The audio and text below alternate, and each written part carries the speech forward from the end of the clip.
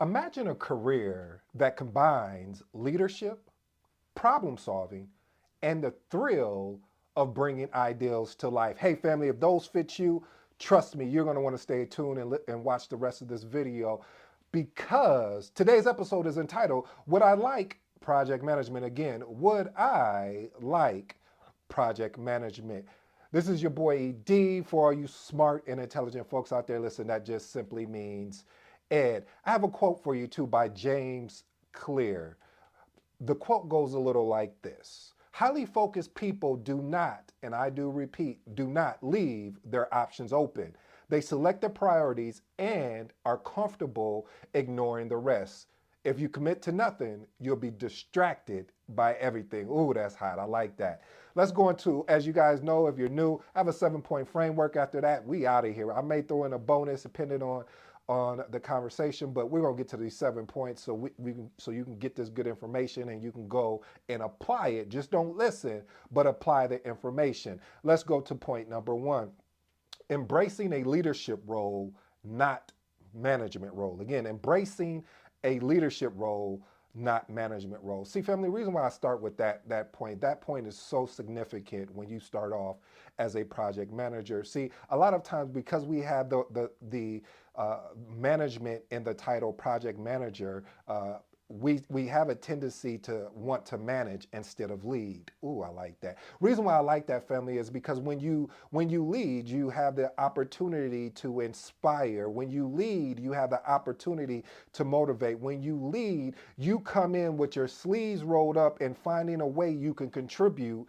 to the entirety of the group. See, it's all about helping and assisting the team to make critical decisions. So when you embrace the role of leadership and not management, it allows you to move your career further along than what you could have ever dreamed or hoped. Point number two: thriving in a dynamic environment. I have to be honest with you, family. When you join this thing that I love, that you eventually, if you're not already in it, called project management, what you're going to understand, you will be working in environments that at times it seems like it's moving slow, and then at times it's just moving extremely fast. And you say, well, dang, what happened? Because all of a sudden now you're getting new challenges. You're having to work on diverse projects at the same time. Now watch this. You're going to be handling multiple projects. Let me tell you a quick story. Quick story is this.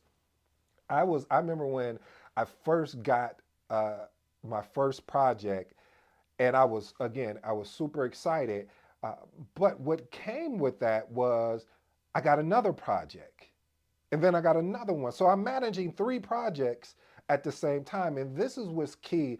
One of the key principles of project management, and this is again my opinion, is time management. Having the ability to manage your time effectively. Matter of fact, I'm gonna put out a PDF version of time management. Some of the tips and tricks I've learned. I've studied other people that has been effective and it works for me, and I love to pass it along to you. But anyway, what the whole point I'm trying to make, family, is that when you're working in a thriving, dynamic environment, there is going to be a roller coaster, but it's a fun roller coaster in which, yeah, you're going to have moments where you're going to be nervous, you're going to be scared, you're going to have anxiety, you're going to have all of the things and more that I didn't even describe. But and that's the conjunction here, family. And if you haven't watched, I always said it reminds me of the cartoon where it was a cartoon where they said conjunction, junction. What's my?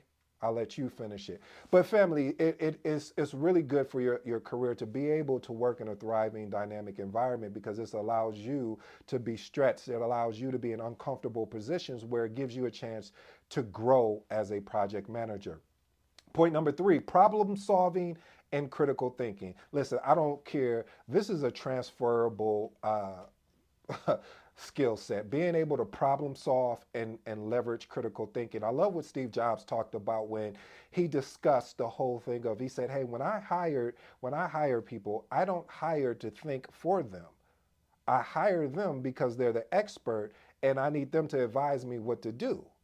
And when you're a project manager, you're going to be put in those situations where you're going to have to leverage critical thinking as well as problem solving to get to a solution. And what you don't want to do is get so caught up in what the issue is or what the problem is that you miss out on the opportunity to solve the problem. So again, family, problem solving and critical thinking. Point number 4, my favorite, and if you've been watching me for at any point in time, these are my 2 favorite. Effective communication and effective collaboration. I'll pause.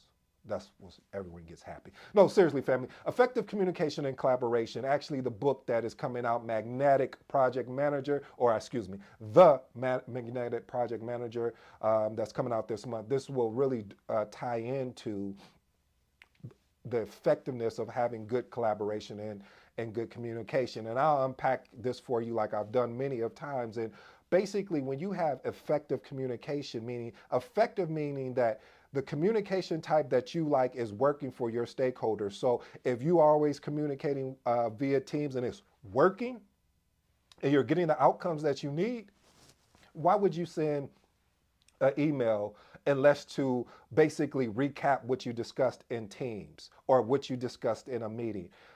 You have to understand, family, you are looking for outcomes. And when you're looking for outcomes, and being effective in your communication is going to be poignant, as well as making sure that you're collaborative. Again, going back to what I talked about in leadership and having the ability to roll up your sleeves and say, I know this is not my job. I don't need to articulate to you that this is not my job. But I'm going to step up and show you that I'm here to help at any way that I can. Let's move on to point number 5. Organizational and planning skills. Listen, even if you don't want to be good at organization or planning, you will be forced to, because there will be a lot of things coming at you, and you need to be able to take that information and dissect it and see what's important and what's not. What meetings you need to be at and which ones you really don't.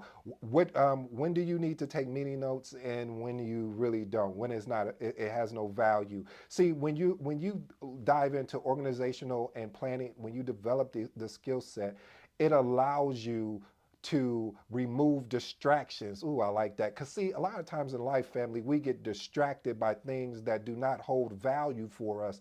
And because they don't hold value from us, we think it's valuable. And then when we get to the end of the distraction, we like, man, why did I even waste my time with this? So family, when you're leading a project, I'm going to be honest with you, you're going to have to ensure that you have good organizational and planning skills. And this is a skill set that can be taught. Matter of fact, all of these skill sets can be taught. It's just, are you willing to put in the time to do it?